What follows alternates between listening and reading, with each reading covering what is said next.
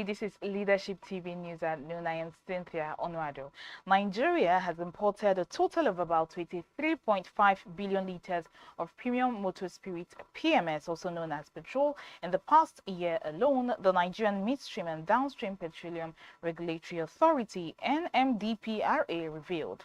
Chief Executive of the NMDPRA, Farouk Ahmed, who made this known, said the country's average daily truck out over a period of 8 years stood at over 55 million liters per day, with a peak of 66.7 million liters recorded for the year 2022. Speaking at the ongoing 2023 Pengastin Energy and Labour Summit in Abuja on Tuesday, Ahmed, who was represented by Executive Director Corporate Services and Administration (NMDPRA) Bashir Sadiq, said the Nigerian government expended more than 4 trillion naira on PMS subsidy in 2022 alone, which amounted to about 20% of fiscal budget for the year and presented a strain on the fiscal viability of the government and became a major obstacle to inclusive participation in downstream petroleum sector.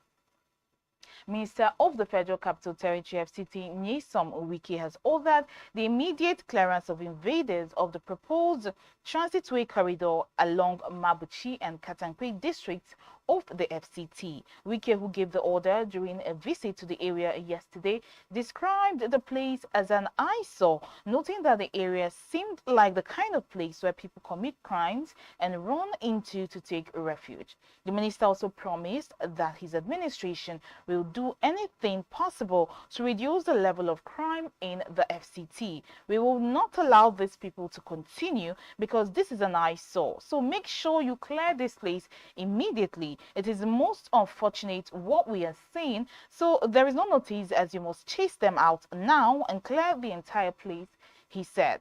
Also, the coordinator of the FCT City Management Joint Tax Team, TPL, Mukhtar Galadima, said the hitherto encroached area consists of a proposed dual mode of transportation, the bus and tram line transversing the city across almost all the districts. He decried that a large portion of the road network stretch becomes a scavengers colony between the Mabuchi and Katankwe districts of the territory.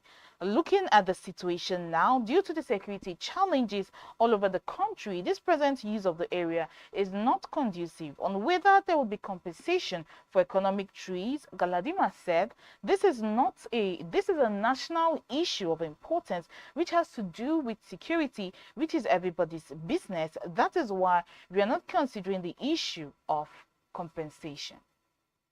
The federal government says only competent contractors will subsequently be engaged in handling road projects across the country to reduce the incidence of delay in completion. Minister of Works David Umahi disclosed this to State House correspondents after a meeting with President Bola Tinubu on Tuesday in Abuja. He said that some contractors have been identified with collecting several road projects at once without the capacity to handle such projects.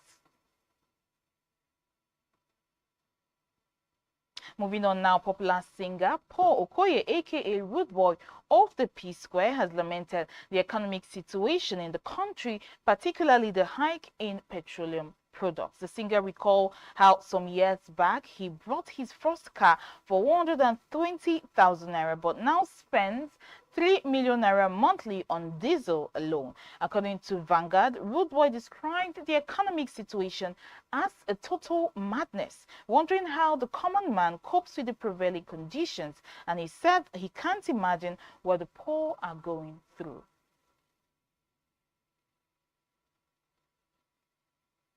Finally, on some sports news, David De Gea has returned to Manchester United amid speculation surrounding his future at the Premier League side. The Spaniard ended his 12-year stay at Old Trafford at the end of June following the expiration of his contract with the club and failed to agree terms on a new deal. The 32-year-old goalkeeper was close to signing a new contract towards the end of last season and reduced terms only for United to withdraw their offer, later returning with a deal on an even lower salary which he refused to sign. And on that note, we end the news at noon here on Leadership TV. But for more news stories, please log on to our website, www.leadership.ng. Many thanks for watching. Thank you for watching. For sponsorship and advert placements, please contact 080-3688-6158. Last word